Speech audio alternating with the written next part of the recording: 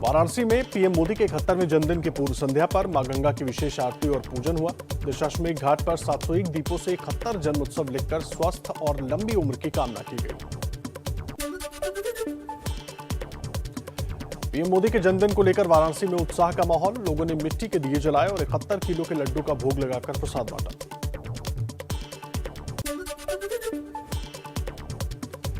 बिहार के दरभंगा में नाव पर अनोखे ढंग से मनाया गया पीएम मोदी का जन्मदिन। ये तस्वीरें कुशेश्वर स्थान में कमला बलान और कोसी नदी के बीच जलमग्न दियारा इलाके की हैं।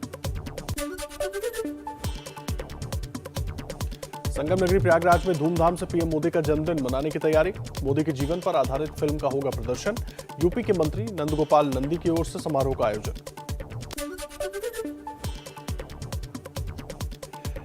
पीएम मोदी के जन्मदिन पर आज इस समय तक करीब 1.25 लाख लोगों को कोरोना की वैक्सीन लगाई जा चुकी है। बीजेपी ने आज 2 करोड़ लोगों को वैक्सीन का लक्ष्य रखा है। केंद्रीय मंत्री गिरिराज सिंह ने पीएम मोदी के जन्मदिन पर लखनऊ में पूजा अर्चना की है। पूजा के बाद गिरिराज सिंह ने गरीबों में फल भी बांटे हैं।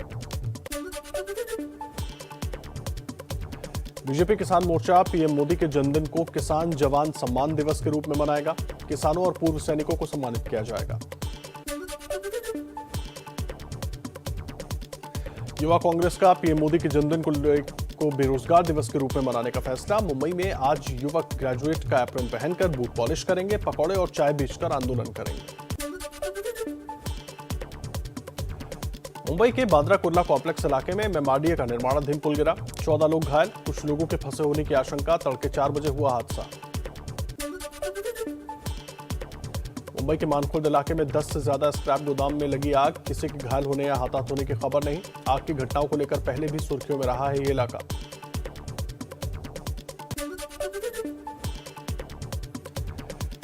दुशांबे में हो रहे एससीओ शिखर सम्मेलन को आज वर्चुअली संबोधित करेंगे पीएम मोदी।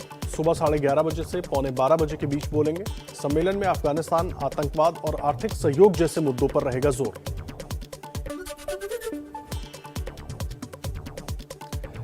दुशांबे में एससीओ बैठक से अलग विदेश मंत्री एस जयशंकर की चीनी विदेश मंत्री से मुलाकात। दोनों देशों के बीच बॉर्डर क्षेत्रों पर डिसएंगेजमेंट को लेकर चर्चा हुई।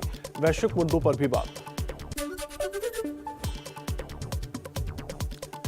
चीनी विदेश मंत्री से मुलाकात की जानकारी देते हुए विदेश मंत्री जयशंकर ने ट्वीट में कहा, चीन को भारत के साथ अपने संबंधों को किसी तीसरे देश के नजरिए से नहीं देखना चाहिए।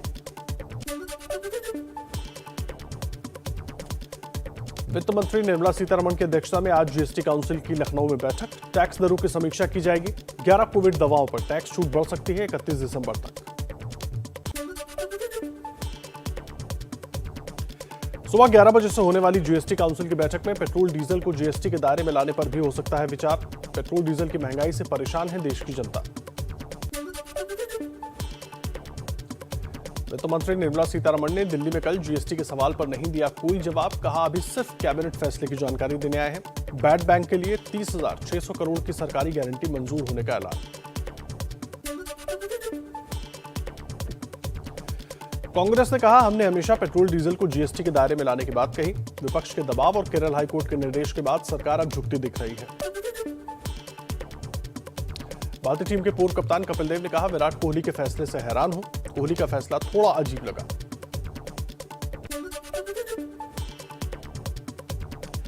मध्य प्रदेश के गृह मंत्री नरोत्तम मिश्रा का राहुल गांधी पर बड़ा हमला। कहा, राहुल जी इच्छाधारी हिंदू हैं।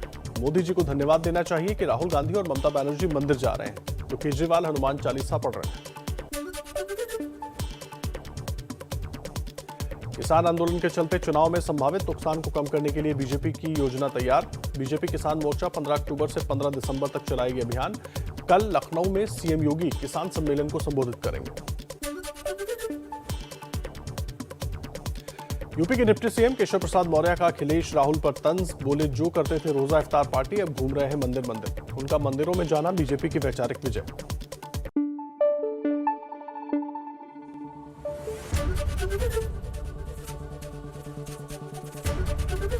एबीपी न्यूज आपको रखे आगे।